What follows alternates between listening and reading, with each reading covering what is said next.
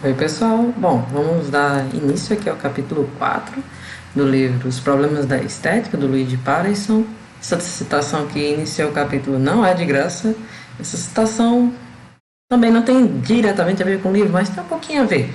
A gente vai falar no capítulo de hoje sobre conteúdo e forma, o capítulo 4 do livro. Acho que vai ter que ser dividido de novo em partes, vai ser duas partes. Também porque não quero fazer vídeos muito longos. Vixe Maria, muito complicado fazer vídeo muito longo. Mas enfim, vamos tratar desse assunto porque é um assunto muito polêmico. Né? Durante a história da estética, o entendimento sobre o que é forma e sobre o que é conteúdo sempre foi muito diverso.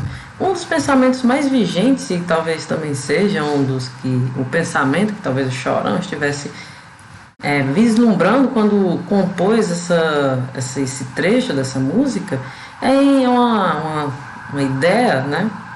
Que é o pensamento de que o conteúdo é o assunto ou o argumento da obra, como por exemplo um sentimento que aquela obra queira passar, ou a história ser contada por aquela obra. Enquanto isso, a forma seria uma coisa exterior a ela, o seu esmero técnico e estilístico, de como foi tratada aquela ideia, aquele argumento, aquele sentimento.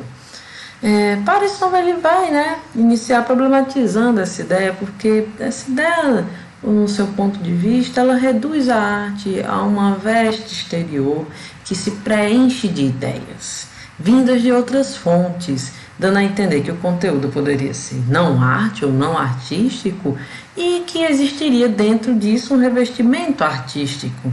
E como a gente vem vendo já nos capítulos anteriores, é uma forma que geralmente o Pareson não concorda.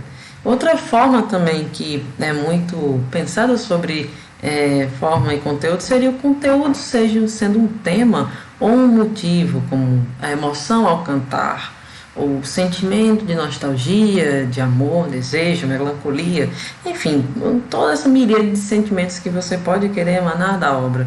Enquanto isso, nesse ponto de vista, a forma possui um significado que, digamos, seria mais profundo, deixando de ser uma mera exterioridade, passando a ser uma expressão inteira, quando a obra diz exatamente tudo o que ela tem a dizer, sem tirar nem pôr, sem precisar remeter a terceiros, sem para chegar ao seu entendimento, nem precisar de explicações por parte do autor. Ou seja, quando a forma é quando a obra pode viver por conta própria nesse outro pensamento.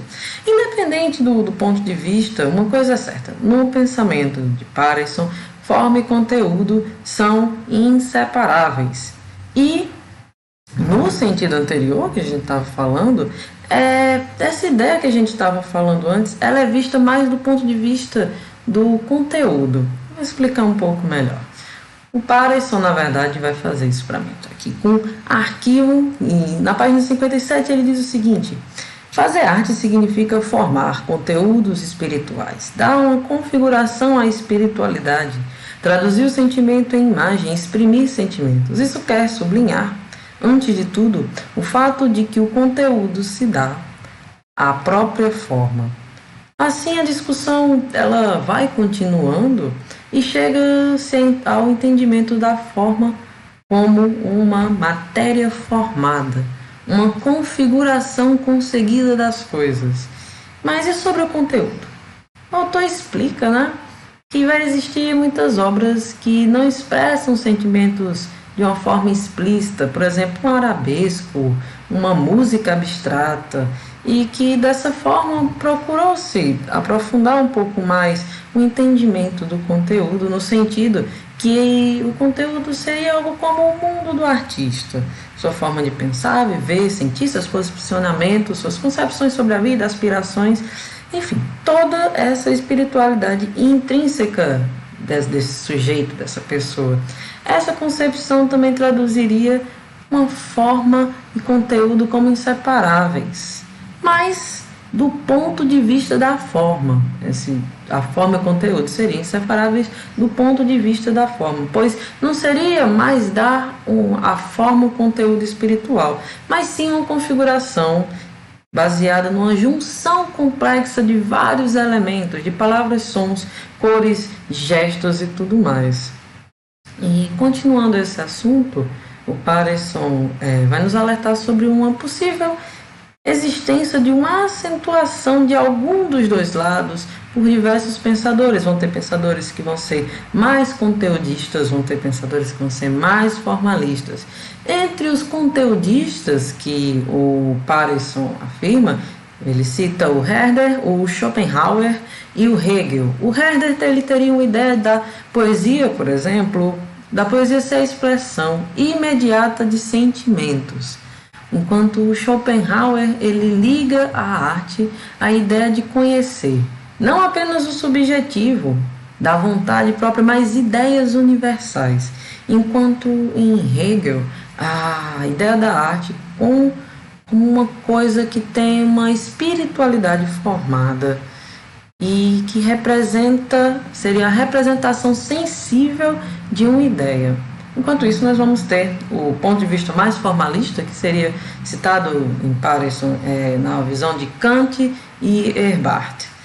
O Kant seria como ele pensa a arte como a ideia da beleza de uma finalidade sem fim, apenas formal e aparente, e de outras referências. É uma coisa completamente independente e autônoma.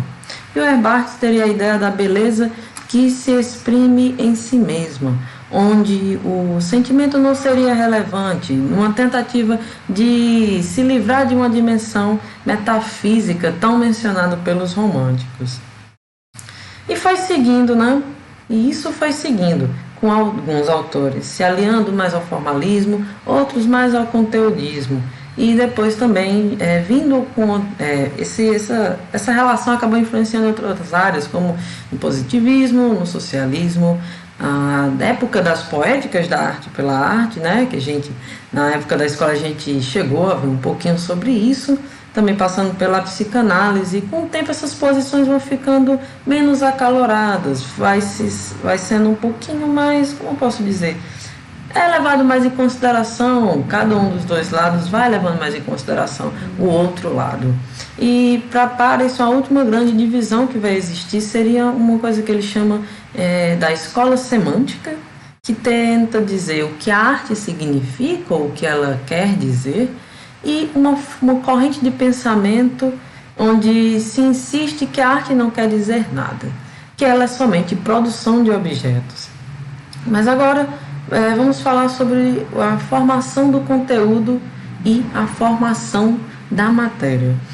A gente inicia com um adendo, né, sobre os dois processos, porque na visão de Pareson, eles dois estão presentes na operação artística.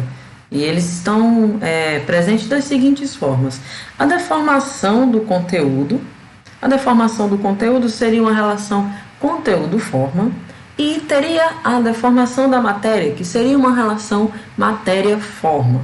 No pensamento estético, na visão de Pareson, alguns vão sacrificar como por exemplo o conteúdo-forma, em detrimento de outros, que no caso a matéria-forma. Como a gente vai ter o exemplo, novamente citando, que a gente citou em capítulos anteriores, do filósofo italiano Benedetto Croce, que ele tinha um ponto de vista mais romântico. Então, para ele, é considerado irrelevante o processo de produção da matéria, enquanto, por exemplo, já outros acreditavam na arte como meros valores formais, com o conteúdo sendo alguma coisa considerada irrelevante, como a gente já viu nos capítulos.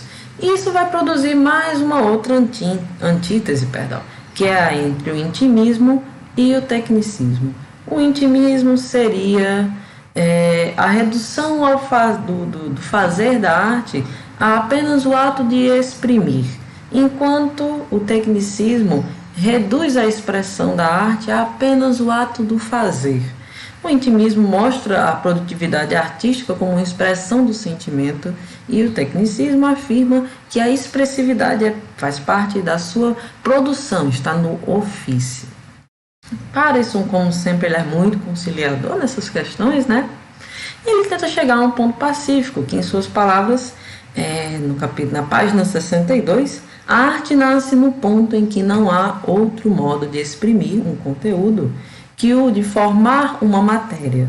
E a formação de uma matéria só é arte quando ela própria é a expressão de um conteúdo. Eu vou finalizar aqui esse capítulo porque a gente já está em 10 minutos, também para ficar mais fácil para que eu possa fazer o upload. Nos vemos daqui a pouco na segunda parte do capítulo 4. Até mais.